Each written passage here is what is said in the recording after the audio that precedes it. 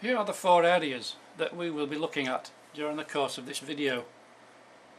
To get an overall picture of what the Bible tells us, to get an idea of what Jesus tells us, what the science of cosmology tells us about the universe, what science and nature can tell us about life on Earth. At first glance they appear to be very different subjects, and unfortunately we are led to believe by the more vocal scientists in the world that so-called religion should keep well away from science. I believe this view is fundamentally flawed, as science and faith are 2 different ways of looking at the same problem. Why are we here? Einstein was famous for his skepticism about the supernatural, but he did say this: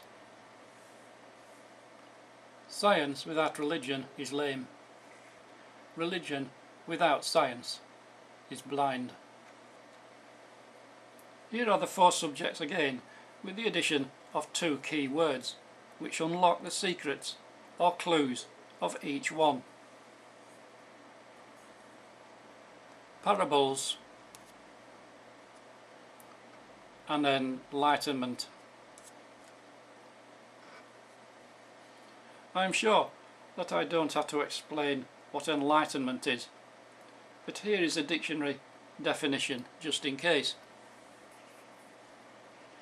A concept in spirituality, philosophy and psychology related to achieving clarity of perception, reason and knowledge.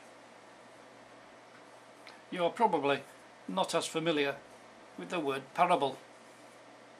A short narrative illustrating a lesson, usually religious and moral, by comparison or analogy. It is fairly easy to see how the Bible or the words of Jesus speak in parables, and may even hide truths and lessons behind those parables. But how does this work for science and nature? Well, it works in much the same way. Look beyond what is immediately obvious and apply some enlightenment or spiritual thinking. So if, for example, we examine the science of natural selection, don't just look at natural selection and how it works. Look beyond and ask yourself whether it is telling you something about life in general, or even your own personal life. The same applies to the universe and cosmology. Don't just look at the stars and galaxies and wonder why there are so many, but look beyond and ask yourself, what do they tell you about our own solar system, and is it possible they might have a spiritual connection? This may seem very primitive and simplistic in an age of space telescopes, redshift, cosmic background radiation, carbon-14 dating and DNA and so on, but it is still relevant. It may even make you think that some scientists are so buried in their science that they have missed the point. Remember the expression about the wood and the trees? Let me give an easy example. The Turritopsis donii is a species of jellyfish which can apparently live indefinitely by regenerating itself, and has only been discovered in the last 10 years or so of scientific endeavour. When it leaves a polyp stage, it goes about its business of finding food and a mate, as all life forms do. But if it's injured or feels threatened by predators, it has the sense to sink to the bottom of the ocean and search for the right environment to start the polyp stage again. It emerges some time later as the same adult that it had been before.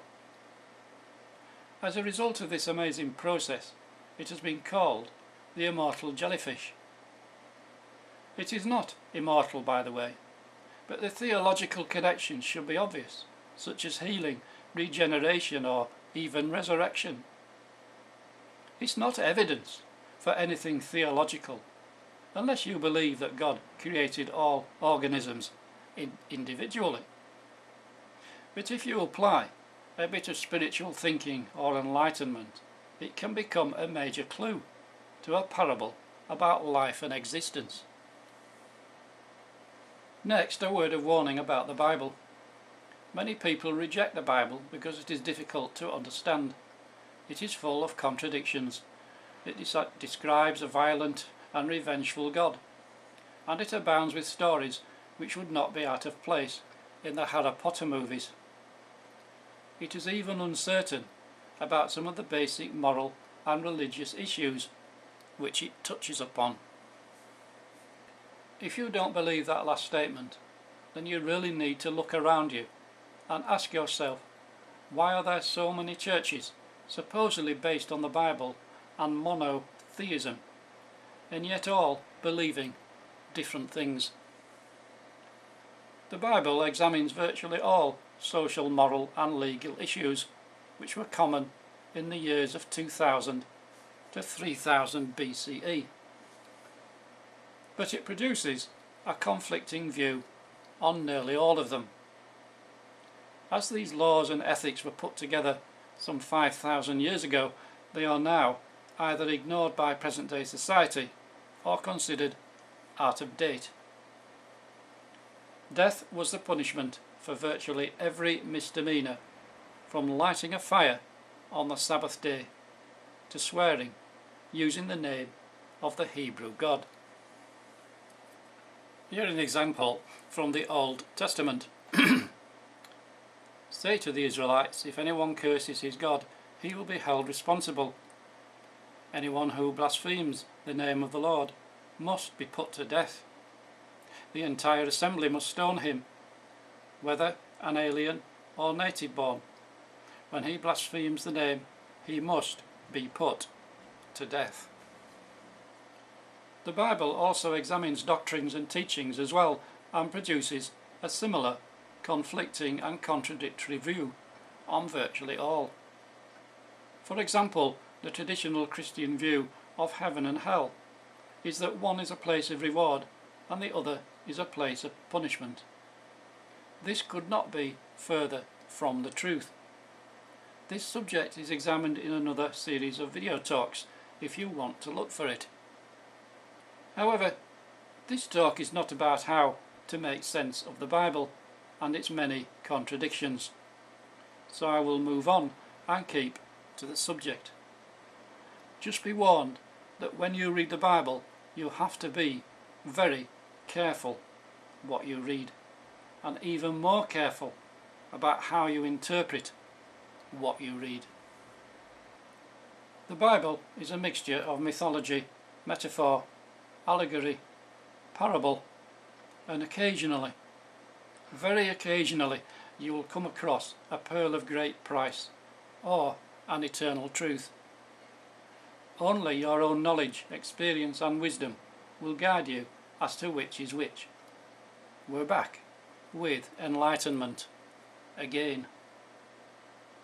So I will give you an example of parable and myth, but hidden in that myth is an eternal truth.